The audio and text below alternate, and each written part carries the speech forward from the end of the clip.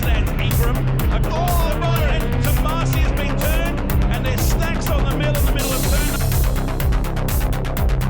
And around the outside, Ingram gets the race lead away from Tomasi with a big move under brakes. See that he blasts straight round the outside of the Audis. This is exactly what we saw Caruso do yesterday, but he's got away from G'day everybody, Ran here, Sports and TV machine called. So it's been a big couple of weeks of racing for sports sedans. We had New South Wales racing at Sydney Motorsport Park, and we had the Nationals racing at the Bend, the West Circuit. So starting with the Nationals raced last weekend. The Bend, the West Circuit, as they kept referring to as the Bull Ring. And I kind of agree, it was a cool little track. I must admit I would have liked to have been there, and if I go there, I hope we get to race that track. It looks pretty cool. A lot less corners to remember, which is always good for us older fellas. Less things to learn. So let's start. I'm gonna get some negatives out of the way quickly. And this is no reflection on sports sedans. It's more just like, why the fuck were we put on so early? I know why we're put on so early, because we bring the least amount of money to Speed Series, which sucks. We've got the most powerful cars there on pretty hard tyres compared to the other categories, and they stuck us out basically as the sun went up. Now, I get that that's just an economic thing, and that's just the way life is, and people with money get stuff, and people with no money don't get stuff. And in the grand scheme of motorsport, we don't have any money compared to Porsches and GT cars and friggin' GT4 and friggin' hairdresser cars and TA2. Quite fucking ridiculous, to be honest. That sports sedans, I get we're not supercars, even though we are more powerful and more badass and blah, blah, blah. But I think we should have definitely been given a bit better spot. We're definitely more higher up than TA2. I get that GT3 racing is a world-class racing series, so that definitely should be getting some priority, and I suppose TCR is a World Series too, so in the scheme of things, it's a higher series. Definitely, you would have thought they'd put production cars and GT4 out before us, at the very least, and TA2 cars, well, they slide around anyway, so it doesn't really matter. But anyway, that's just my gripe. I'm not speaking for sports sedans officially or anything like that, so don't get all upset. It's just my opinion. You don't have to agree with it, and that's okay. Just seemed a bit ridiculous. It's been a common thing for sports sedans to cop, and they do a fantastic job at trying to get the best they possibly can for the competitors. But yeah, just seemed a bit shit sending us out at that time. So onto the cool stuff, and that's the stuff that we want to focus on, the cool shit. In qualifying, we all thought that Thomas... Actually, let's quickly rewind. Friday, Jordan Caruso had a fire in the John Goulet Audi, and unfortunately that put him out of the series, out of the race. Jordan's fine. The car is fairly damaged. I spoke to John. I suppose the only information really is that it's going to get stripped fully back to a bare chassis and started again with that car. The good news on that is that his new car, the new Audi, is nearly finished. I believe it just needs paint, and then they're going to start running that. So I don't know for sure, but maybe we might see it at Sydney Motorsport Park. If not, we'll see it and maybe at the round that hasn't been announced yet, which I don't have any more information on. I do apologise. Back to qualifying, freaking Jeff Taunton in the GTSS. Some say it looks like a Mustang, but we can't officially say that. He grabbed pole over young Thomas Randall, the superstar who's top 10 and is... I think he's a sports sedan guy personally. His dad has won a championship. He's from sports sedans. I think it's cool that he's racing supercars. That makes a lot of sense. And I think it's great that he comes back and runs with sports sedans when he can. Go you, Tommy. Good thing. So Taunton got that over Tommy by 0.1996. That's pretty close, isn't it? And then we had Pete Ingram, followed by Kim Barwick, Stephen Lacey, Brad Sheriff in the car that was meant to beat everybody according to the internet. And it should be a reminder of you that the internet is not always correct. Do love Brad, do love his car though. Matt Longhurst, also known as Graham Gilliand over the weekend on the 7 Plus telecast. Super funny for us people who find that shit funny. Ryan Humphrey, across from WA, was in 8th. Stephen Tomasi, 9th.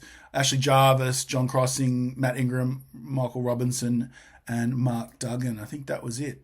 So 14 cars went out for qualifying. Yeah, we didn't get to watch it on 7 Plus, unfortunately, because we are down the bottom of the ladder, climbing backwards.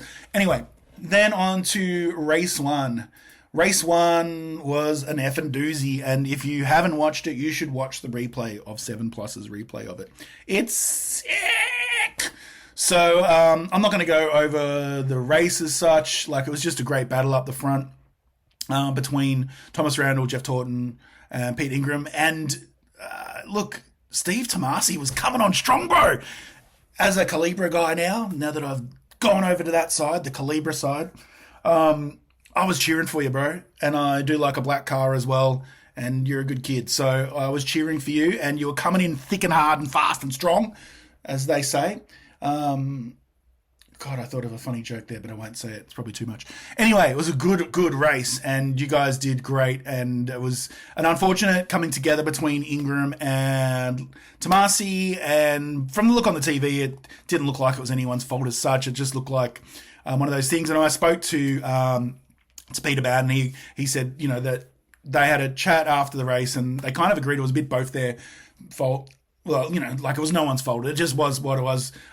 Pete was coming across to try and get under Jeff and he got a bad run coming out of turn 1 because he tried to put a move on, and Steve was carrying a lot more speed and sort of was going in just as Pete was coming across, and they didn't make really heavy contact, enough to turn the cars around, but my understanding is not really much damage. So just an unfortunate thing when guys are going for the same gap, and it definitely, from all accounts, was all good. So that's fantastic to hear. Hard racing, but respectful racing, and mistakes do happen. But Tommy got the win, followed by Jeff Taunton, which is a great result for the Mark Run car GTSS that sometimes looks like a Mustang, in second, with Pete Ingram in third. And Steve Lacey, good on you, buddy. A great fourth in race 1. Brad Sheriff was also having a great battle with Steve Lacey, and you see a little bit of that on the telecast. Brad was still coming to grips with the track. I would call him a Tasmanian specialist, as in he's bloody quick in Tasmania. He doesn't race as much over here, so great result for a fresh car though, and super good to see it out there. I think it's a really good looking car. And then back through the list, Matthew Ingram, Michael Robinson, Matt Longhurst, Mark Duggan. I was having a bit of drama with the tyres, just getting them to turn on in race 1. John Crossing, Jim Barwick, Steve Tomasi, I should say, was a DNF with Ashley Jarvis and Ryan Humphrey, both breaking, I believe, diff components and rear components. They say trying to get heat into the tyres. So the tyres are a medium Hankook. Thanks for Hankook for coming on board. They are a challenging tyre to turn on by some accounts, while others say that they are great and they make them work. So, yeah, I haven't driven on them, so I wouldn't know, so I can't comment, but that's what we run. Anyway, that's race 1. Race 2, we didn't get to watch, was an early start. Start time here says 7:30 a.m. My effing God. Anyway, early start. We've gone over that, how I feel about that. Western Circuit, friggin' cool. Can't really give you much besides that Thomas Randall grabbed first, so that's 2 for 2, with Pete Ingram second, Jeff Taunton third, and Steve came from the back of the grid, friggin' flogged it, and got up to 4th, so good on you. And Lacey was in 5th, so super good. Ryan got up to 6th, Ryan Humphreys, with Ashley Jarvis, made a good recovery as well after a DNF in race 1 for 7th. Matthew Ingram had a few issues, and they're trying to get on top of some handling issues with that car. Mark Duggan had a better run, but I think he actually popped some spark plugs or something happened and he was down on power. So he nursed it through that race, followed by Matt Longhurst, Michael Robinson, John Crossing, and Kim Barwick was in 13th. And that was that race. And I've got nothing else to tell you about it. I wish I did. 7 Plus didn't show it. Bad 7 Plus. Naughty. Okay, then we go to race 3. Race friggin' 3. This was an epic one. I must admit I was watching on my iPad at an off-road RC track, and I was cheering, and people came and watched it, and it was really cool and fun. And I missed my first heat of qualifying, so I could watch the race. That's how much I love you. That's how much I love it all. This started at 10:05, so not so bad. Probably that's when the first race should have been. That would have been better. Epic race again. Tomasi, freaking like a freaking slingshot in the Middle Ages, was shot into orbit, and mate, he ran, rabbit ran, and it was great to see. Tommy dropped back to fourth, and we later found out that he wasn't too stressed about that. He needed a couple of laps to turn on those tyres. And yeah, I don't know what happened to Jeff. He dropped back, which is disappointing for him, but still he finished with fourth. But it was an awesome battle. It was an friggin' awesome battle, and I implore you, if you have not already, and if you have, even just watch it again because it's super freaking cool. So we had Thomas Randall, Pete Ingram, Steve Tomasi with a valiant effort, but unfortunately burned up his tyres in that first half of the race, and then was just, mate, doing some awesome driving. I'm blowing a bit of smoke up his ass, aren't I? But Stevie rang the effing neck out of that car, and it was super cool to watch. And I am, after watching him run in Tassie, just impressed by the way that kid handles, I say kid because he's much younger than me, but he's an adult, handles that car. He is sliding it around. It just made me think a little bit of Tony Ricciardello style. You know, he just throws it in there. He's balls out, foot to the floor, car's drifting sideways, and he's giving it more gas. So much respect, Steve. Really good run. Then, yeah, Steve Lacey was in fifth. Awesome, Steve. You know it. Good result, mate. Good result. After round one, which was a little bit of a struggle in a fresh new car, which, you know, you can't blame him. It's a new track, new car. Matthew Ingram made it back up to sixth. Ryan Humphreys, Mark Duggan, Ashley Jarvis, Michael Robinson, Matt Longhurst, and John Crossing got a DNF. Why'd you get a DNF? You're in a Mark 1 car. I can call that one a Mark 1 car. They're reliable. Wonder what happened. Hopefully nothing too bad. Yeah. So overall, Nationals round 2 was epic, and I am so happy with you guys, your existence on the planet, and all those things in outer space, because it was a great round. And we're off to Sydney Motorsport Park next for the Nationals on 19th to 21st of July, and it's supporting the Repco Supercars. So that's cool. That'll be a good one. Big crowds. I'm not sure if we'll be starting at 6 a.m. again in the morning, but probably will be, knowing us. But good to be on the big show, so to speak. It's the biggest show in Australia, isn't it? Really, Supercars, as far as motorsport, just is what it is. So Nationals, get around it. What's some other things I wanted to touch on for Nationals? So I just wanted to quickly touch on rule stuff and checking of cars. I've been pushing for transparency in this, and I'm not necessarily getting that allowed to do that, but I'm going to do it on my podcast anyway, because it's all positive stuff. And I just wanted, because people wonder if cars are being checked. They are. I spoke to someone, I'm not going to say who, and basically there was ABS, made sure that cars, the GTSSs and the Mark 1 car weren't using ABS, and they're not. The GTSSs, I don't actually think even come with it, because they're sports sedans. The Mark 1 does, but it wasn't working, it wasn't connected, or whatever the hell. They weren't using it. I do believe that someone suggested that Ingram maybe had ABS. His car was checked. He does not have any ABS. There is no ABS unit, all that sort of stuff. What else did they check? There was bodywork checked. And all cars were weighed, and we're all good. So yeah, look, it's one of those things. I'm sure that some things slip by, and there's an interpretation, but the tech crew there, Laurie, were checking cars. So I just want you all to know that, because me included, want to know. We were like, our car's getting checked, my car's been checked, have they been checked?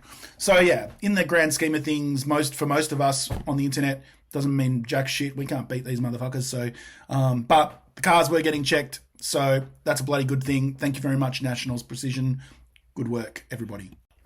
So next up, we wanted to just touch on round 3 for the New South Wales Sports Sedan Championship at Sydney Motorsport Park. I think most of it's on Blendline TV, so you can hop over to Blendline TV and have a look at there and watch the replays. Brad Shields continued the march on for another state championship and grabbed pole, followed by Hugh McAllister in this cool Ford Mustang, followed by Daniel Nolan, Freaking Daniel in the RX-7 with 1JZ. He's been out of it for a little while, but this kid can drive, and it was great to see him up in third.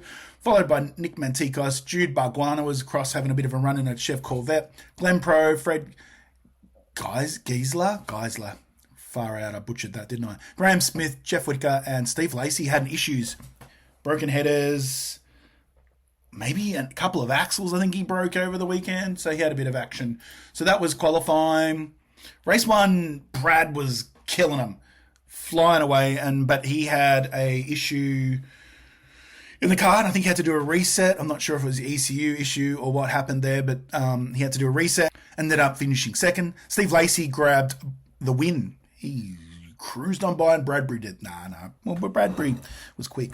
So is Steve. So it was good. So he grabbed the win. Daniel Nolan held on for third with Hugh McAllister in fourth. So awesome result with Nick Mantikos, Graham Smith, Jeff Whitaker, and Jude Barguana was a DNF. I think he had a wheel fall off or something from memory in the telecast that I watched. Then we had Race 2 Brad was back up the front, followed by Steve Lacey. Daniel Nolan again grabbed a third. Friggin' twice third. Hugh McAllister, Nick Mantikos, Jude Barguana was back with a repaired car. Graham Smith, Glenn Pro also he broke some suspension parts in the back as well. Some cool pictures. Well, I suppose they're not that cool, but there's some pictures up of the wheel facing a weird way. Everyone was okay, so it's okay. And Jeff Whitaker is ninth. So a little bit of a small field. So get your cars out, guys, because you want to race. Race 3, Lacey grabbed it again. Brad again had another issue, unfortunately, and Joe was away, so maybe that contributed. I don't know. But anyway, it's put Steve Lacey back in the front of the championship, but he grabbed first. Daniel Nolan, second, brother. Second, that's sick. Nick Mantikos, Hugh McAllister, Jude Barguana, Graham Smith, Jeff Whitaker, and Brad Shields was the DNFs. So New South Wales Championship after 2 rounds is Stephen Lacey first with 134, Brad Shields second 127, Glenn Pro third with 60, Daniel Nolan 57, Graham Smith 56. So that's our top 5. Get your freaking car out of the freaking garage because round 3 is coming up fast. And round 3 is June 22nd. It is a day-night meet. It is insane seeing these cars at night. So get along to that. Entries close soon. Don't delay. Type it in on your computer. Open the wallet and enter the goddamn round. New South Wales Sports Sedans. Get around it. So wrapping up this podcast, just sort of give you an update on what's coming up. Nationals, July 1921 at SMP. Vic are running June 29-30 at Phillip Island. Still time to enter that one. New South Wales, June 22nd, day-night meeting at SMP. South Australia have actually only done one meeting. Do I want to touch on South Australia and the Nationals? I kind of do, a little bit. South Australia is going to have a ton of cars running at Nationals, and it all fell over, and did they have one or did they have none? I don't know where Longhurst is from. Is Matt Longhurst South Australian? If he is, they had one. If he's not, they had none. It was a bit not good. I really like you, South Australia. But yeah, it was disappointing that there wasn't a good contingent of South Australian cars running. As part of Nationals, great opportunity. I do believe they were a bit upset about where they were pitting and the early times, which were definitely not ideal. I ran like that at Winton with Nationals. We'll put at the crack of dawn with supercars, crack of dawn racing with fog on the track, and it was very slippery, and we'll pit it in front of stones, which I thought would be shit. I don't know why I care, I'm on old tyres, but I did. But it was a friggin' great round, and I'm so glad that I did it and sucked it up and wasn't a sook and a pussy, because it was a great round and I still remember it, and I wish I could go run around last at Nationals again. Obviously, I would like to do better, but yeah, I ran around down the back. I was crap. I was slow. Had an $800 motor in my car. And it's Nationals and they're friggin' fast. But it was really good. And South Australia, I hope that you learn from this and that you get motivated to... I know you're building up your own state class, and that's very important, and I totally understand that, and not telling you how to suck eggs. Not telling you how to suck eggs, even though I'm kind of telling you how to suck eggs. But it's an opportunity not to be missed. Yeah, it's like going to see a band and you got a shit ticket, I suppose. You may never get to see that band again, but even if you're behind a bit of a pole, you have to duck out and look at it. It's still worth doing. So something to think about if sports sedans come to your state, especially if they don't come to your state very often. Talking about not going to states very often, Tasmania is next with a round 5 in September 14-15. They sort of had a little bit of a similar thing. They had a few more Tassie cars, but not as many as they had hoped. But they are struggling to find a grid of actual sports sedans, so they sort of mix the cars together. I really hope that they can get it all happening because it'll be great for them. Cool little tracks. And if I ever move to Tassie one day, I want to be able to race sports sedans there. 2 litre guys are running June 15-16 at Phillip Island. Historic Sports Sedans, August 2nd and 4th at Winton. Queensland, June 14-15 at Morgan Park. Western Australia, July 21st, Wanneroo. And the E-Series is on tonight. I will have this podcast up, which is June 5th. And we race then following that June 26th at Lion Rock. I know that's not Australia, but it's a virtual world of racing. That's about it. Sports Sedan TV. I really want to bring some stuff with other people talking and cool shit, and I will get around to doing that. It's just find the time. I'm testing my car at the end of the month, and I'm going to run at Winton just to do another test as well. So, broom, broom. Thanks all for listening. You're a beautiful group of people.